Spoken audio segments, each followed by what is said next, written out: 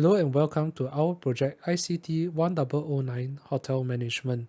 Our team members consist of Adwin, Danial, Jansen, myself, Junhao, Michael, and Xiang. Some of the contents that we'll be going through today includes a brief introduction of our hotel management application, some key features to our application itself, a short program demonstration, as well as code explanation that consists of OOP concepts that we have incorporated. Hotel management is a simple console line application which allows hotel management staff to perform daily hotel tasks and activities as seen in the image below. Here we have a brief explanation of each and every of the feature that I have just mentioned. As you can see, for room search, the staff is able to traverse through the entire list of rooms within the hotel and see which are the available rooms within them. For room reservation, we have a register customer function in which the staff will be able to put in the customer's information as well as put in a reservation discount code if they so have one.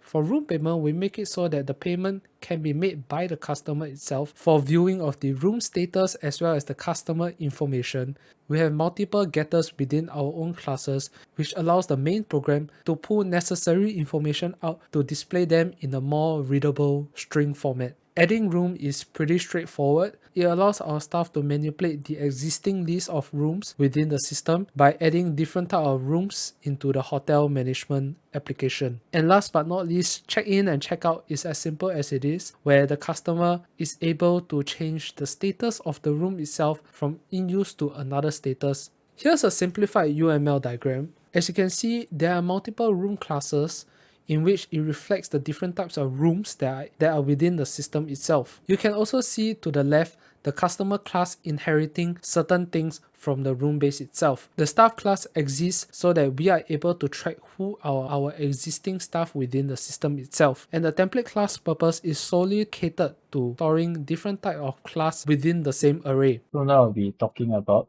the encapsulation for our OOP concepts. So we made use of room class, having the variables as private, and then using the getter and setter methods to access them, hence achieving encapsulation. Next, using this structure, we showcase multiple inheritance with VIP room plus inheriting from premium and double room class, and these two inherits from room class.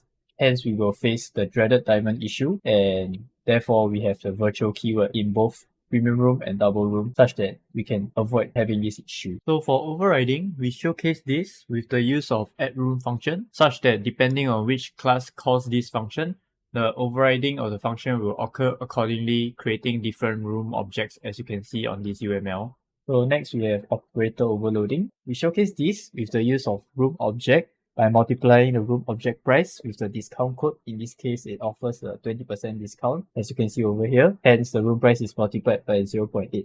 And for error handling, we make use of try catch for input such that if it's an invalid input, we will throw an error message. I'd like to introduce our project implementation of a template class. We have coded an array template class, which will be responsible for storing new objects instantiated through the staff class. The implementation for array template class is as shown on the right. The implementation for staff class is as shown on the most right side of the slide. We have instantiated an array containing multiple cleaner objects and an array containing manager objects, of which both arrays are of the type staff class. The use of array template class allows for the quick initialization, storage, and accessibility of multiple new type of staff objects. Through the execution of our project code, we will demonstrate how the array of cleaner and manager objects are being utilized. I will now move on to demonstrate the utilization of template class through the execution of our program code.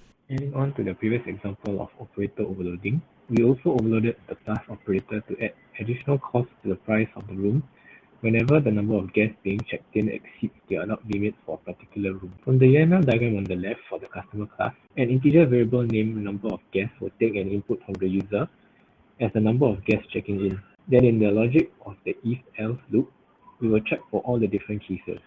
In the example of the base room, it is a single room, so only one guest is allowed. Any extra guest will be charged an extra of $50. This is repeated for the other types of rooms as well. However, the plus operator is overloaded with different charges like $60 for every guest exceeding 2 in the double room, $75 for every guest exceeding 3 in the premium room, and $90 for every guest exceeding 3 in the VIP room. By overloading the plus operator, we are able to take into account the different calculation for each of the room types by reusing the function. I will be talking about the utilization of operator overloading in C++ using output streams in our hotel management system. As seen from the first screenshot, I've used the friend output stream and operator constructor and declared it inside my room.h file. The overloaded arrow operator function is declared as a friend of the system's room class, so it can access the private data within the room object. Moving on, as seen from the second screenshot, this output stream operator constructor is declared inside the room.cpp file. I am outputting each specific individual rooms in the hotel management system, so the details of each room is being output in the console line using the out operator. Moving on, in the third screenshot, this is then being implemented in the get available room function. The overloaded operator returns a reference to the original output stream object, which in this case is the room details of the respective type of rooms. Now I'm gonna do a demonstration of our CLI application. So when you first come into the when you start the exe file, you actually can choose to manage the rooms. So the first function that we created was to add the type of room. So from this, you can actually select the type of room you want to create. So in this case, I'll create a double room. No, actually, I'll create a premium room. And we will allow users to select whether to enable the Wi-Fi for the room or not.